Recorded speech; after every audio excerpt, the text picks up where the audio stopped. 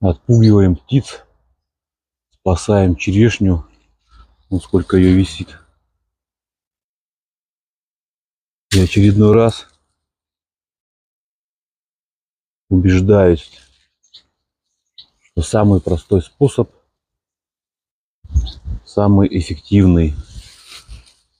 Крутилочки и обычные ленточки из Валбериса, светоотражающие, они заодно и шелестят.